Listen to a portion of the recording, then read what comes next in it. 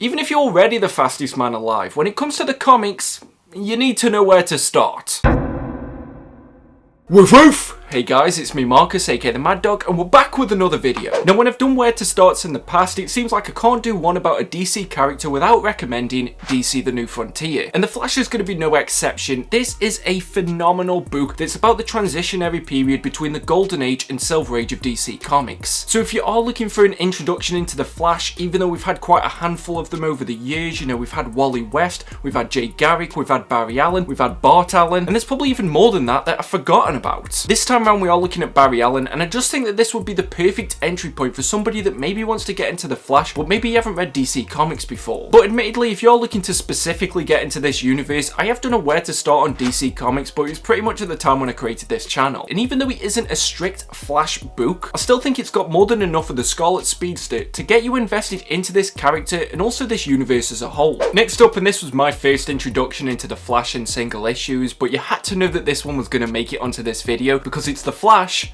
by Mark fucking Waid. Now Mark Waid is a legend. If you hear his name, you know that you're pretty much going to be in for a good time. He does not write a story if he doesn't know a lot about the character, and The Flash is no exception. In my opinion, I think The Flash might be Mark Waid's best long run. And yep, I know I probably said something similar when I talked about him in my Where to Start Fantastic Four. I think he really managed to define Wally West as his own character and help him to step outside of the shadow of Barry Allen. And you just get to see him on this journey that takes place over years. There's so many different great stories. You see how he interacts with other members of the Flash roster and also with other members of the DC universe. So if it is that you really want to get into a classic Flash story, maybe it's the case that you don't want anything to do with Barry Allen for some reason, then I think Mark Waid's time on this title would be the best option for you. And you're probably wondering that if it's so great and so many other people like it as well, it must be available in some kind of omnibus. Nope. Whilst I'm riding the Mark Waid hype train, I might as well talk about JLA Year 1. If you like the sound of DC The New Frontier but you wanted it to be a bit longer and also feature a bit more of the Flash, then this is a title that I'd recommend. And I think having a story like this, if it is that you're looking for an origin point, then anything that says Year 1 is pretty much going to be good for you. This is also more of an ensemble team piece, and it doesn't really focus too heavily on the three core members of the Justice League, so instead you get to see how characters like Barry Allen did integrate into the team. And it's also just really fun and enjoyable, and I think if you are trying to get into comics, they are the two main things that you should be looking for. This isn't going to bog you down too heavily in continuity, even though it is set at pretty much the starting point for these characters in the Justice League. It still doesn't require you to know too much about what was going on during that time. And this is one that I would definitely recommend if maybe you don't want to jump straight into a Flash title. Now, you know I had to mention him at some point because it's impossible to talk about any DC character and starting points without mentioning Geoff Johns. Now, when it comes to him, he has done quite a few good jumping on points for this character, but starting it off, we're just going to talk about his initial run. Again, yes, I am recommending Wally West. No, I don't have anything against Barry. He's definitely going to appear in this video. The only thing that I would really say, which is something that took me by surprise, is that this does take a story arc or two to really hit its stride and get some momentum going. Like, ironically, his run on The Flash is a bit of a slow burner. There's just so many great moments throughout this book. I remember when The Flash didn't have any power, when he ended up in some kind of parallel universe. And if I'm remembering right, I think this is the run where there was some kind of like weird cult that was killing people that The Flash had interacted with. And there's just a great ensemble of artists that are featured throughout this book. You can collect this in trade paperbacks, and I know that they recently re-released it in omnibus, the third volume of which should be coming out soon. I've already done a video talking about if you need to pick that up if you've got Flashpoint. But if that wasn't me advertising enough, you can already pre-order this book from the channel's sponsor, Organic Price Books. They've got great packaging, amazing customer service, and The Flash would probably struggle to keep up with how quickly they deliver books. And just a little secret between you and me, if you use code WOOF, you'll get $2 off your order. And kind of like how it seems like The Flash is always going to be around, you can use that code as many times as you like. But if you're looking for something a little bit shorter, even though it might not be the best run that The Flash's ever had, I would definitely recommend the series The Fastest Man Alive. This was 13 or so issues, and it came out after Infinite Crisis. And even though Bart Allen is now in the mantle of The Flash, this is still just a great little story that features the character. There's also a few issues that deal with like the history of The Flash, so if it is that you're looking to catch up to speed, which again, yes, quite ironic, then this run probably would be good for you. I don't think this is going to be one of those runs that you'll remember for years and years to come, and it does seem like it's kind of fallen fallen off the map a little bit. But like I said, I'm trying to give you as many different recommendations as I can and just hoping that one of these will work for you. But if you're looking for an easier way to get into this character, I would recommend going with the Flash that most people tend to forget about. But maybe you're wondering to yourself, who is this Bart Allen character and is there a way that I can get into his series? Well then I would recommend to you, if it wasn't already evident that you could read that Flash series, the Impulse series that took place before that. And again, yes, this was also written by Mark Waid. I swear that the only two people that I'm going to talk about in this video are him and Geoff Johns. But even though I know in the past Bart Allen's personality has rubbed people up the wrong way, which is something that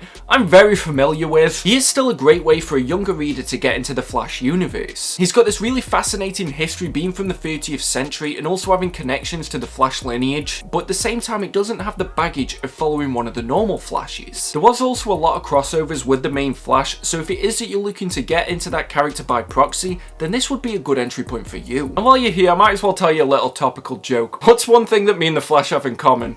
We're both on a good amount of speed. Yeah, I hate myself. But it's not fair to recommend another Mark Waid book without recommending a Geoff Johns title, and I'm gonna go with Flash Rebirth. But Barry Allen had long been dead before this series came out, and it seemed like he was one of those characters that would never be brought back. However, the man that could do that without fail, that nobody even seemed to question when it got announced, was Geoff Johns. And the Flash Rebirth is a really interesting 5-issue mini-series that somehow is great for people who know a lot about the character, but also for people who want to start reading him. Geoff Johns is an absolute master of being able to combine years and years of history, the personality of the character, but also telling a unique and original story that's pretty much open for anyone. It's the one that was pretty much created for people who wanted to start reading this character, but they didn't know where they could begin. And from here, Barry Allen stayed in the universe. This isn't something that's set outside of continuity. You can then jump into his other comics that have come out since then and have a pretty good grasp of what's going on. However, following that up, I'm going to recommend the 12 or so issues that came out after that was titled The Brightest Day Era, that led all the way into Flashpoint. This was the first Flash single issues that I deliberately picked up from a comic shop, and this is a really extremely highly underrated run on the Flash. But the dastardly death of the Rogues, then leading into Flashpoint, which would carry you into Flashpoint and then into the New 52, which yep, is still my jam. It's so fun and it's full of so much energy. It's got this unique art style by Francis Manapul. I think it's just great that there's these modern stories with Barry Allen that people like myself can enjoy that maybe didn't know him when he was first coming out, mainly because of the fact that I wasn't born. But to be able to look back on this now and realise how great it was for me as a new reader to get introduced into the Flash is the reason why I'm going to recommend it on this video. Now, a bit of a curveball, because I don't just use where to start to recommend comics, and I genuinely believe that the first season of the Flash TV show would be a great introduction into this character. Even though it isn't that old, it feels like it's built in a similar way to shows like Smallville, because it had about 24 episodes per season. And side note, if you're wondering why my voice keeps breaking, it's because I'm doing this after work and I am very tired. Even though I feel like the costume is a little bit dumb, I think in a way of introducing us into this character and also this universe, then why not start with something like this? If it is that you're going to enjoy it and it's going to be a good entry point for you, then that's all that really matters. It doesn't matter if other people say that it isn't a great show or it doesn't make you a real comic fan. And I've said this before and I'll say it again, but anybody that will tell you that you're not a real comic fan is not somebody that you want to have a conversation with. And if we're being honest, there's not many people who do have conversations with them. Now, back to the comics. How can I do a where to start on a DC character without recommending the Flash's run from the New 52? This run here that was done by Francis Manapul and Brian Buccellato, and I think that's the way that you say his name, was phenomenal. I think this even made it into my top 10 best one and done DC omnibuses, and I'd still stand by that because there's a lot of great action. The art is phenomenal throughout, so if it is that you're just looking for a great Barry Allen story where there isn't a lot of baggage or stuff that you've got to know already, then I think this is the run for you, even though it seems like a lot of people don't really remember it exists. And the Flash kind of has this label as being a guy that can just run really fast, but the majority of these runs that I've recommended are about more than that. It's not just looking at the guy who is running fast, but knowing why they're running fast. Why are you running? And I think that the New 52 is no exception to that. I think it's got a great amount of heart to it. You just have to flip through this book, and if you aren't sold already, then I don't really know what I can recommend to you. Now, when I do my where to start videos, I try to not recommend a lot of Golden and Silver Age stuff because I don't think it's going to be that accessible to a new reader that maybe hasn't read comics before. In saying that though, I do think that there's a lot of enjoyment that you can get from reading something like The Flash of Two Worlds. There was a deluxe edition of this a few years ago. I'm not sure if it's still in print. I haven't really done a lot of research. Like, I literally finished work about an hour ago, and I need to be in bed for work tomorrow about 10 minutes ago. But this was such a pivotal moment for the DC Comics universe and probably the concept of multiverses in general. And The Flash of Two Worlds is the moment where he really became the most important character in this universe. That's why I recommended him so heavily in my top 10 best DC characters for beginners. And The Flash of Two Worlds, even though it has got that dated storytelling by today's standard, is still something that holds up because of the fact that he is quite short, it does cut to the chase, and if it is that you're a bit confused about how there's so many different Flashes, or maybe just the continuity of the DC universe, then this is an easily digestible way of getting a bit of a grasp on that. However, if you are looking to be introduced into Jay Garrick of a character, and that's the Flash that you really want to go with, then I would recommend Geoff Johns' run